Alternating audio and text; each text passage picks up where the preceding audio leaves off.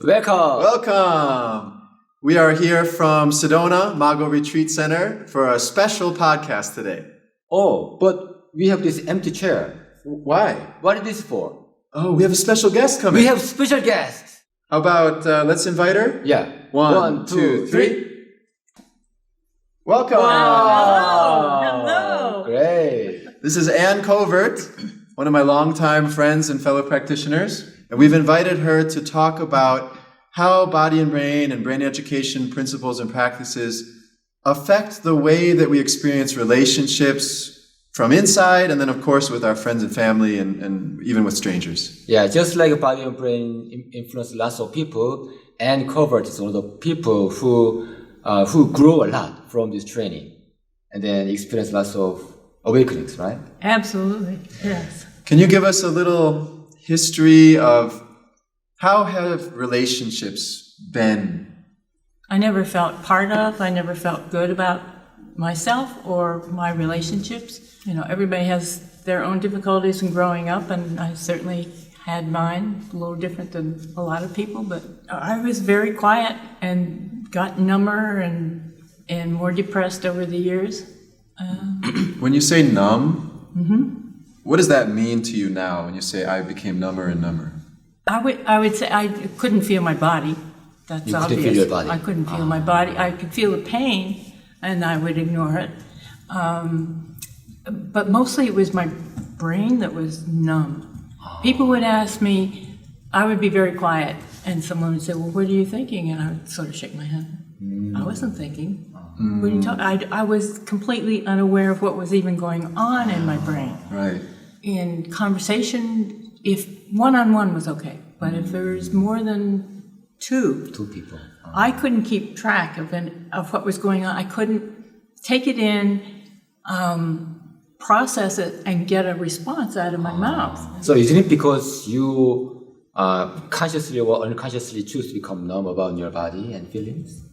Well, I unconsciously must have done that. Unconsciously, I was completely unconscious about that whole process. That means that you don't know what it means to feel like sensitive, become sensitive about your body. Right. Right. How is the experience of becoming sensitive to your body? Is it comfortable? To my body? No.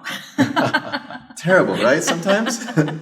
It's you know, the saying, feeling worse, condition improving, because I would start to feel my body, but when you feel something, it's like, have you ever gone out and had frostbite or gotten really cold? Really, really cold. And when it gets warm, it hurts? Yes. It stings? Yes. It's the same sort of sensation. And then it goes away, and then you think, oh, I can feel that muscle now. I can move my big toe. But I think a lot of people might give up Yes. when they start to awaken and sensitize because it doesn't feel better initially, it feels worse. Right. So that's an important thing to know, I'd imagine.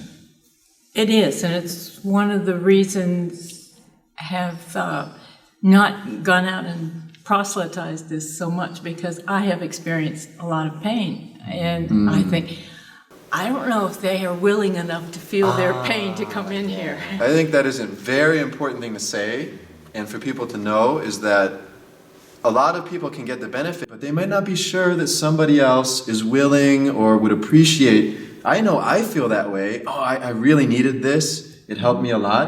I'm just not sure that other people want to go through that or face it. Yeah, and especially many problems are happening from the opioids or drug abuse. Lots of people try to have painkiller rather than feeling their body, so numb their body. But we can see that there are lots of people still who want to see deeper into themselves and find a better solution for, like long-term solution for their body.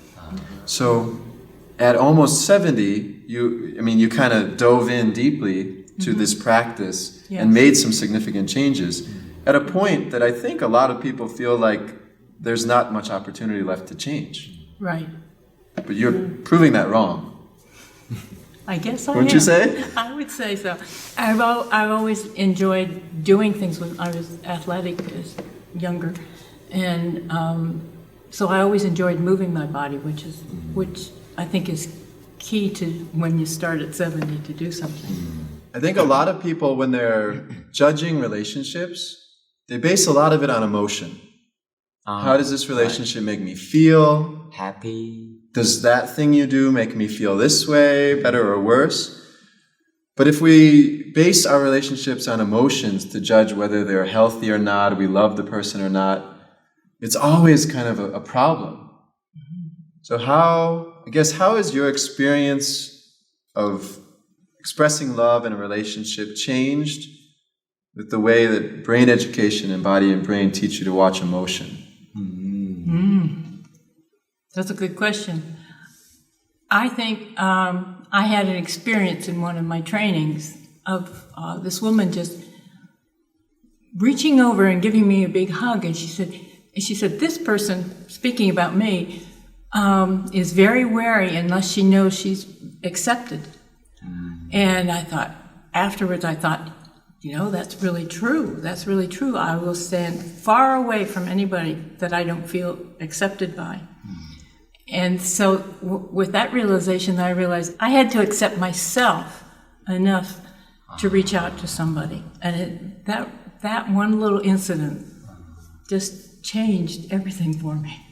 Then how could you learn, or how could you practice yourself to accept yourself more? It was through the training. So brain education helped. Oh, yeah. Oh, yes. Brain education is the best. I remember the first time I went to class and I do Donjon tapping. And I was like, this is the dumbest thing I have ever done, and I love it. This is the dumbest thing I've ever done, and I love it. Maybe we should put that on a t-shirt. Well, you just made me think, we need, this is kind of silly, but we need more dumb, Right. but valuable experiences. Yeah. Yeah. The value of them is not just in our head. Anybody, young or old, educated or not, can appreciate the value of something like opening up your heart and sharing a good time with people that you care about. Yeah. Yeah. It's the experience that's the It's important thing. experience. You can have lots of knowledge, Lots but of unless knowledge. you have the experience of something So you should experience and feel in yourself. and feeling yourself. Yeah. That's Right. Right. Right. And this makes me think again about trust. Trusting ourselves is a very difficult thing to do, maybe because the society we're in keeps bombarding us with questions and doubts and problems. And as a result, we think that we have to figure it out up here if we can trust it. But just trusting our feeling, our intuition, but not even intuition, but what we know is good, like being kind to somebody. Sometimes that's hard, we doubt it, but obviously it's the right thing to do. So I think what you're saying also is moving your body builds that trust in those simple things. It has mine for certainly, yeah. Yeah. I know being numb and therefore depressed most of my life, my children see me as a depressed woman. Even now, I think their perception is changing because I'm not there anymore. But they can say something that will that I'll just take that on again, and then I'm numb again. Right. When people feel, it's not just think, but they feel they know you. And when someone, same thing with me, they have this deep conviction, I know you, I know how you are.